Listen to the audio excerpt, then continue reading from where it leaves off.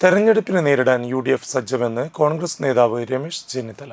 തെരഞ്ഞെടുപ്പ് എപ്പോൾ അനൗൺസ് ചെയ്താലും അപ്പോൾ ഉടൻ തന്നെ ഞങ്ങളുടെ സ്ഥാനാർത്ഥി ലിസ്റ്റ് പുറത്തു വരും. അതിനു വേണ്ടിയിട്ടുള്ള എല്ലാ നടപടികളും പൂർത്തിയായിക്കൊണ്ടിരിക്കുകയാണ്. എല്ലാം സെറ്റാണ്. കേരളവും സെറ്റാണ്, ഞങ്ങൾ സെറ്റാണ്. ഈ സ്ഥാനാർത്ഥികളുടെ കാര്യം പറയുമ്പോൾ ഈ കെ സുധാകരൻ ഉൾപ്പെടെയുള്ളവർ ഇപ്പോഴും മത്സര രംഗത്തേക്ക് വരണമെന്ന ഒരു കാര്യത്തിൽ ഉറച്ചു നിൽക്കുക തന്നെയാണ്.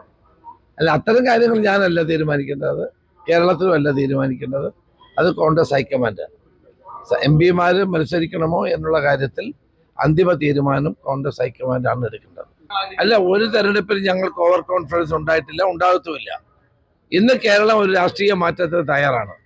ഇപ്പം അവസാനത്തെ ക്യാബിനറ്റിൽ വെറുതെ തീരുമാനങ്ങൾ എടുത്തു, ഇതൊന്നും നടപ്പാക്കാനല്ല, ആളുകളെ കളിപ്പിക്കാനാണ്.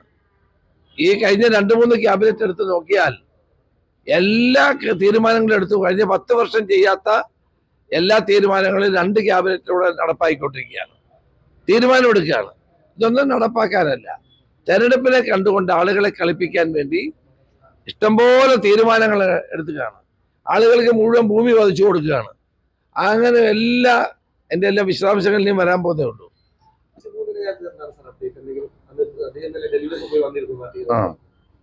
അല്ല, അദ്ദേഹം എല്ലാവരോടും സംസാരിച്ചു, എന്ത് വേണമെന്നുള്ള അതും ആലോചിക്കേണ്ട കാര്യമാണ്.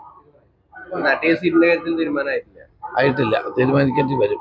ഈ പറഞ്ഞ പോലെ തന്നെ എല്ലാ തവണയും ഈ സ്ഥാനാർത്ഥി നിർണയത്തിന് ശേഷം ഒരു അതൃപ്തികൾ പരസ്യമായി തന്നെ വരാറുണ്ട്. ഇത്തവണ അങ്ങനെ വരികയാണെങ്കിൽ എന്തായിരിക്കും? അല്ല, ഇത്തവണ ഏറ്റവും കൂടുതൽ പരസ്യമായിട്ടുള്ള എതിർപ്പുണ്ടായ CPM-ലാണ്.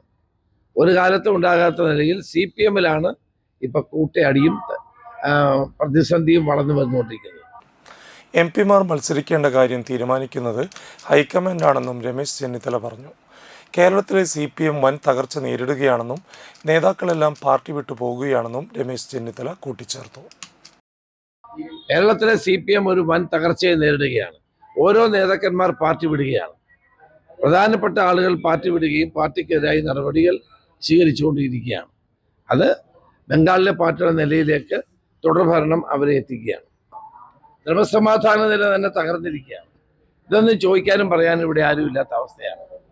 ഗുണ്ടകൾ നാട് മുഴുവൻ വിലസുകയാണ്. ഒരു ഗുണ്ടയും പിടിക്കാൻ ഇവിടെ ആളില്ല. അപ്പൊ പോലീസ് ഭരണത്തിന്റെ നിർവീര്യതയാണ് ഇതെല്ലാം ചൂണ്ടിക്കാണിച്ചുകൊണ്ടിരിക്കുന്നത്. ഇത് ഒരിടത്ത് മാത്രമല്ല, കേരളത്തിലൊട്ടാകെ ഇതാണ് സംഭവിച്ചുകൊണ്ടിരിക്കുന്നത്. ഈ ഭരണത്തിന്റെ കീഴിൽ ഏറ്റവും കൂടുതൽ ജനങ്ങളെ ദ്രോഹിക്കുന്നത് ഗുണ്ടകളും സാമൂഹ്യ വിരുദ്ധന്മാരുമാണ്. ഇവരെ നിയന്ത്രിക്കാനോ അറസ്റ്റ് ചെയ്യാനോ നിയമത്തിന് മുമ്പിൽ കൊണ്ടുവരാനോ പോലീസില്ല. ഇതാണ് പോലീസ് ഭരണത്തിന്റെ ഗതികേട്.